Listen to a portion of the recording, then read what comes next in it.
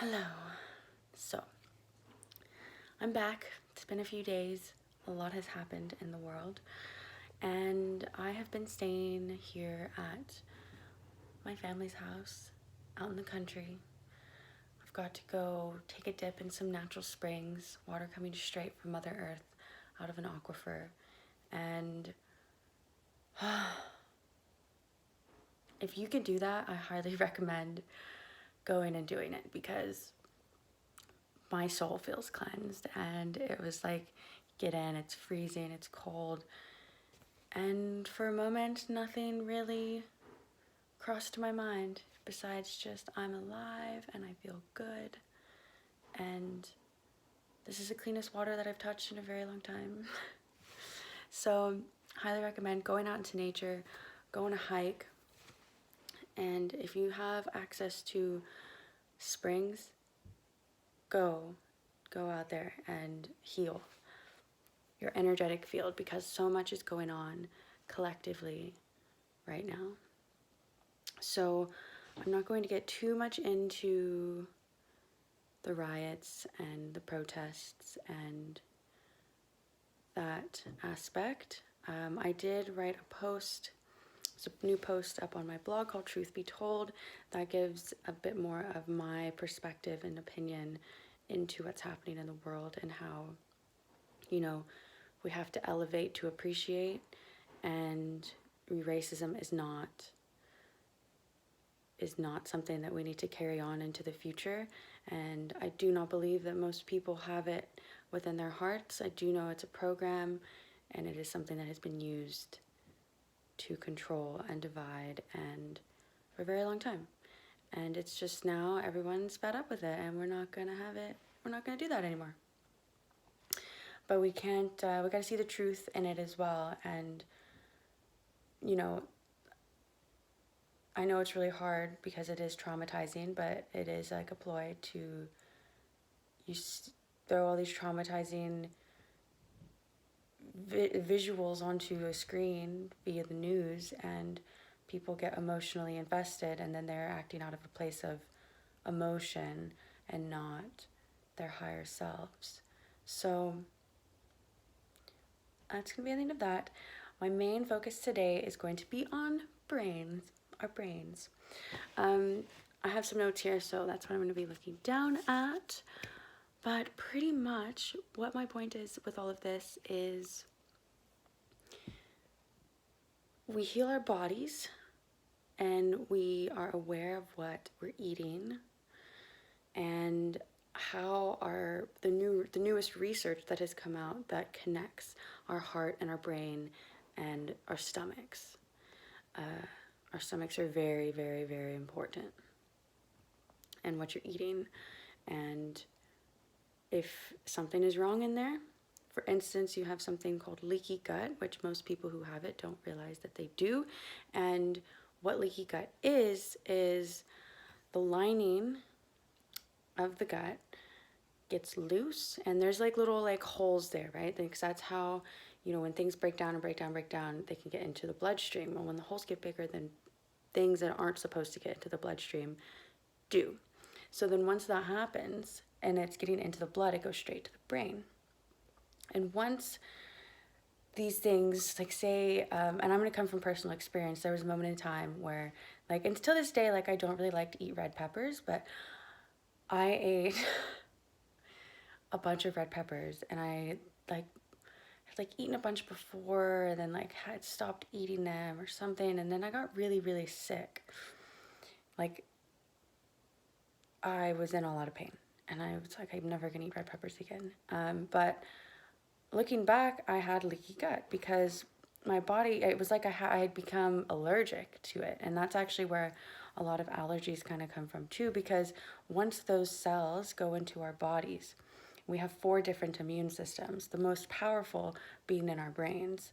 And when the brain immune system is sending out immune defenses because food that you're eating is going through your gut into your bloodstream and it's attacking those cells because it's saying that that's bad, that's wrong, that's not supposed to be there. So when that is happening, you can have things like allergies, and it's actually the main, like a main contributor to so many diseases of the mind and the body, because when your gut is not operating properly, things like leaky gut are happening, and your brain, your gut actually is like your first brain. Like, I know this is our brain and it's like our powerhouse. It's the top of the castle. Like, this is true. And in perspective, to put it in perspective, our hearts actually talk to our brains directly. So our emotional body and feelings of gratitude and mindfulness and those things actually are what sends the signals to the brain, and we'll get into that. Back to the gut. The vagus nerve sends signals and messages to the brain. The stomach actually is the first brain, controls more of the bodily functions because it's connected to that vagus nerve. It's there in the center of our body. And so when, like, the ratio to brain messages to gut is 1:9. So if you think for one message the brain sends to the gut is sending 9 more messages up to the brain. So if the gut is out of balance, then the brain is going to be out of balance because it's telling it, it possibly is giving the wrong signals and things like that. So it's called the immune cells that are the most powerful. They're sending those, like, this is wrong, attack those cells, even if it's coming in through the food you're eating because you have leaky gut. Those are called glial cells, so GLIAL. So if you want to look into that, you can. And they're firing every day, and that leads to depression and anxiety.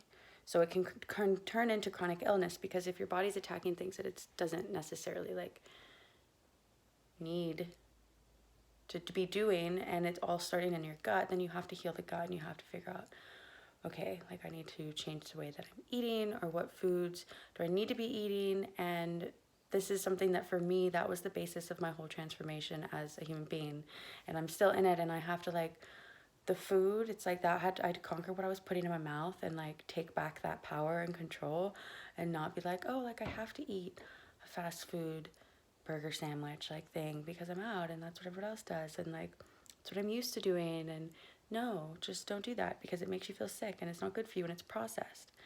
And interesting fact, I love mushrooms. So when it comes to mushrooms, when we digest them and we eat them, because they are in essence like the filters of, they can even filter through inorganic matter.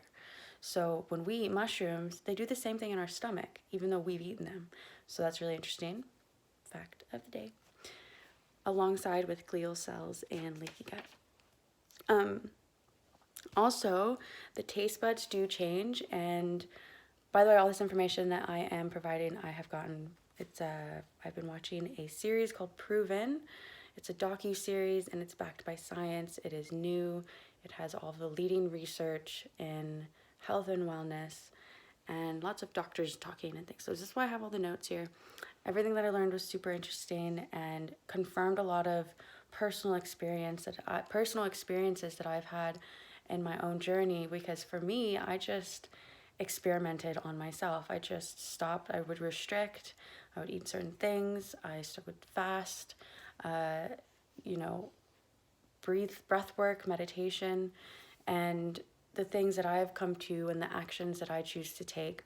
Now I'm watching this docu-series, and there's actual science that backs it all up. So for me, it's really exciting to be able to say, this is where, there are sources of information that are being proven, but as well as my personal experience.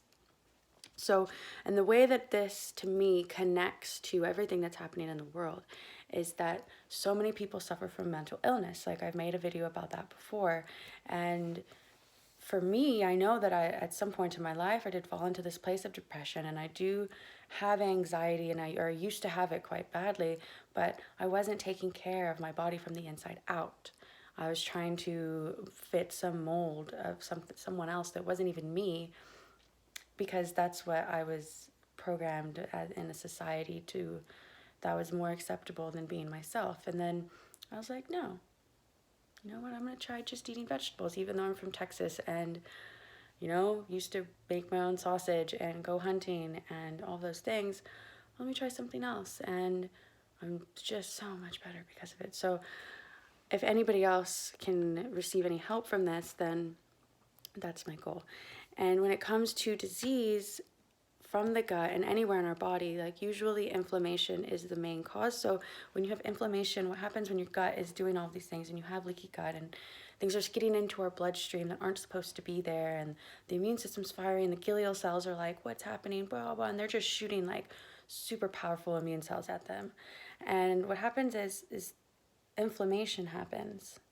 So the inflammation happens in the brain, and when the inflammation happens in the brain, then it again aids in that depression and anxiety and leads to like Alzheimer's and even things like MS and any autoimmune problems. Autoimmune is your own immune system attacking itself, and that seems to be like, doesn't make sense, right? Because it doesn't, because the foods that we're eating are not natural, they're not in nature, they're not coming from nature, so we are getting diseases that are not from nature.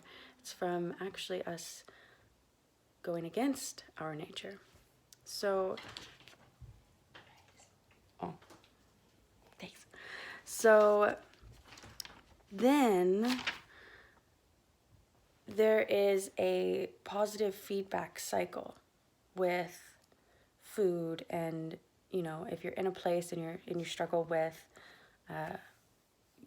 any kind of stomach problem, disorder, and like autoimmune problems, there are ways that you need to have prebiotics and one root vegetable day. So this came from a doctor, and he says one root vegetable a day. So you say you go grocery shopping and you buy 5 root vegetables and you have one different one every day. I like had this thing with sweet potatoes, and I was eating sweet potatoes every day because root vegetables feed the good bacteria in our stomach, and the outer lining where that leaky gut, those like holes open up and you get leaky gut, that layer is actually made of the good bacteria. That's where the good bacteria live. So you want that layer to be strong. And by doing that, it remains tight and you don't get leaky gut and you're not getting things into your bloodstream that aren't supposed to be there. And then also, like, after, say you've never taken prebiotics, probiotics, and you're taking supplements at first to try and just figure out like, okay, how's this going to make me feel? And then you feel better. Well, then you can start eating fermented food, and fermented foods are going to have so much live bacteria. You can only just have like a spoonful a day. Like, I love kimchi personally, but there's all kinds of different fermented foods, kimchi just being my absolute favorite. And also I love kombucha. It's like my, instead of beer or alcohol drink, I have that. And it can bring down anxiety and depression when the microbiome is in harmony. So when we are putting foods into our stomachs that support our cells and the way that our body works, then our brain and our mental strength is going to be much, much better. So I see it as, it's been how long that society's been run on like fast food and everything's plastic and like just grab something and go and get your coffee and like da da da da da da da and like go, eat some pizza, here's a birthday cake, like all these things like sugar and like white flour feed the bad bacteria in our bodies. So like, why is it in everything, right? So we have to ask ourselves these questions. At least I've definitely asked myself. And it's like the system, a part of the system that is breaking down when it comes to like the racism and everything is also like, it's not just one thing, it is the entirety of it and like each little part. And I'm thinking like, okay, so this is falling, but what do we want to replace it? And I know what I want to replace it is that, we're growing our own food. We have communities that you eat food from that area. And that is, to me, the way forward, and like how we can step away and take back our sovereignty and just, build a new system, be better, and take care of ourselves. And once we do that in our guts, then it automatically goes to the brain.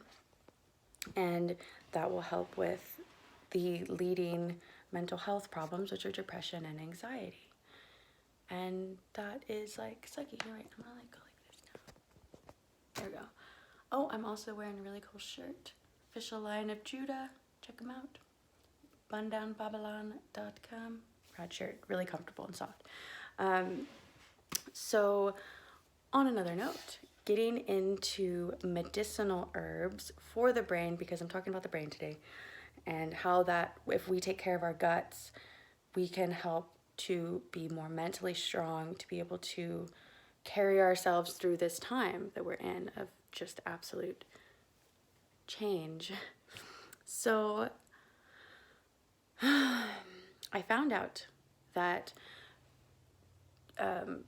what's it called, ginkgo, is actually not a traditional Chinese medicine, like the leaf. They have used the seeds for a very long time, but the ginkgo leaf that is advertised as like being really good for our memory and our mental state and energy actually was found out in a pharmaceutical lab.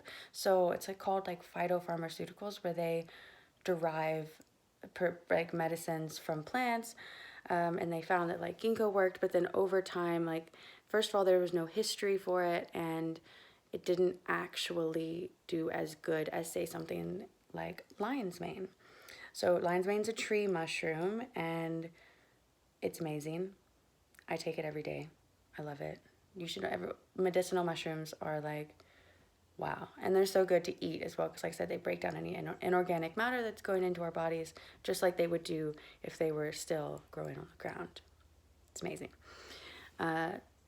So rhodiola is also a really good one. And this is the thing, it's like in certain places, like in Chinese medicine and like Finland, and in cultures that are a bit more, you know, they're just traditional. They just didn't change. They're not super westernized. And they're just, it's passed down through the family. But then this knowledge has been like covered up and hidden from us, because if we're not taking care of ourselves and our stomachs, then our brains are going to get all whacked up, and then we're much easier to control. So it's just a matter of digging around, figuring out what you like, and going for that, figuring out what works for you and what feels good. Lion's mane, like I said, it's amazing, and there's tons of research on it, so check into it. Microbiome, super important. Leaky gut, be aware. It is a lot of new studies that are coming out about it. It has been for a long time like, oh, like that's not really real, because a lot of people who have it, they just don't know that they have it. They don't realize that something is wrong until it's turned into a chronic disease, and then it's like, oh, well, then there's all these other problems before you can get down to the root. So we can prevent these kinds of diseases from happening to us by being mindful of what we're eating and doing it with a purpose and intention, and not just, you know, oh my gosh, I'm hungry right now and I'm gonna eat whatever's in front of me, because it messes with your brain. So,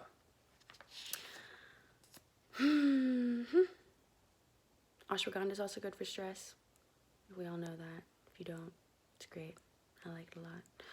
Also, what is it called? Skullcap, passion flower, also good ones. Those help with sleep though too. There's also this thing called photobiomodulation, and that's like the scientific word. You can call it,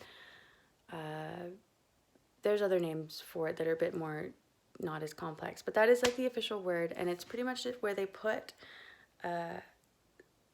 this thing on your head, and they shoot in infrared light to the brain. And why infrared is that it can go through, you know, all the liquid and the stuff around our head and get into our brains and affects certain parts. And by doing that, it's like low-level laser therapy. And they have had astounding results with people with like Alzheimer's. And Alzheimer's is actually a chronic disease. Alzheimer's, you know, you could not see symptoms for 30 years, but you have it, like you're creating it. It's now, your brain it's degrading, degeneration, that's what I'm looking for. It cannot easily be fixed, but you can do something to help it, and you can definitely take action to prevent it. So to swap the way that we view our bodies from chemical beings that we need to add more chemicals into to somehow feel better, which doesn't really make sense. To me, we have to see ourselves as electrical beings, because we are. So it's like these electrical therapies are showing astounding results in case studies and experiments. And there are people, like, many doctors are witnessing for themselves that this is working, but because it takes so long to get things published, it's hard to go to a doctor and they just say, oh, this is going to work for you, because they need that scientific backing. But at the end of the day, like, we are all sovereign and can take care of ourselves, and you can find somebody to do these things if that is something you so choose. So because our bodies are electrical, we have like meridians and we have lines to go through. There's such things as body tapping, which you tap on certain points. You could be like tapping. Very awesome. Check it out. And the two best things for our brains, guys, the two best things, backed by science: heart math and mindfulness. Like, it was so funny. I got through like the leaky gut and the herbs and all these things, and I was like, okay, like these are like more scientific things that I really need to learn about, kind of thing. And then we get to the heart math and the mindfulness part, and they're like, this is actually the most important and the most powerful way to take care of our well-being, mentally, physically, and spiritually. So literally, heart math is a heart-based practice which harmonizes, why can't I ever say that word, puts the heart and the mind in harmony. And it's pretty much pattern matching. So if you think about it like this, like if you're constantly stressed and you're like having cortisol being sent out and you're in this fight or flight, your amygdala is what's being used in your brain.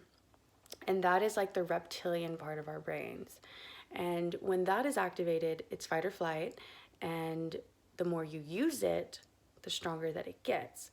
But when we practice mindfulness, meditation, and taking those deep breaths, being in the moment, our frontal cortex is what gets activated. So to pattern match, we have to, and that affects our heart. So when our heart's beating and our amygdala is fight or flight, our heart is like go, go, go, go, go. And we always have like irregular, there's, the beats per minute, which is what most people associate, like if your heart is healthy, but actually it's the patterns of our heart and what happens in between those beats, because you want to have like a rhythmic, feels good. And then that is also what will happen in our brains. So they sync up. And if you think about the heart, those are our emotional states. So the heart rate variability is in healthy people. So the heart rate variability is that it does change, but it doesn't change like as though we're in fight or flight all the time. And it decreases as we age. So stress kills. We know that it is the root of all disease, stress. And that is pretty tough because things are just stressful, because that's the world that we have been raised in, lived in, and it's all changing. But H.R.V is heart rate vulnerability, and stress loops. When we get in those stress loops and your fight or flight, the amygdala is going, that imprints in the amygdala in the brain, which then we take that pattern as being comfortable. So we think that it's okay. We're like, yeah, that's great. Because we're just used to it. And just because we're used to it doesn't mean that it's good for us. And it is hard to do and be mindful, but it is worth it. It is how I believe we were way long ago, and something happened that has made us be in this place, and I'm not pointing any fingers or playing a blame game. It is my responsibility to take back my power and live in my truth and be happy and feel healthy and good and have energy and all those things. Okay, everybody deserves to do that. So if we think about we have to create patterns that are healthy for us, and reacting and raising our heart rate and getting stressed out and yelling and not controlling our emotions is not healthy. And we can see there's studies that prove that. And intentional intent and integration is what we need. If you feel any headaches or indigestion, that's probably stress. There's symptoms of stress. And we need to shift the signals when it comes to pattern matching, right? Pattern matching the heart and the mind. We can do that by self-regulating our emotions. Now, a pattern match is between the familiar and the comfort, or the familiar and the current, which equals comfort. So whichever current you have going on right now, if that is with the familiar, then you're comfortable. Now, if you're breaking that cycle, then it's going to feel uncomfortable, and that's okay. But we have to be aware of, just because it feels comfortable doesn't mean that it's the best thing for me, right? So key intervention is to shift the signals, to self-regulate, to open up to new perceptions. Staying in same perceptions is not what we're meant to be doing. And, all right, mindfulness. I'm getting pretty long. This thing is almost a half an hour, so I don't want to let it go longer than that.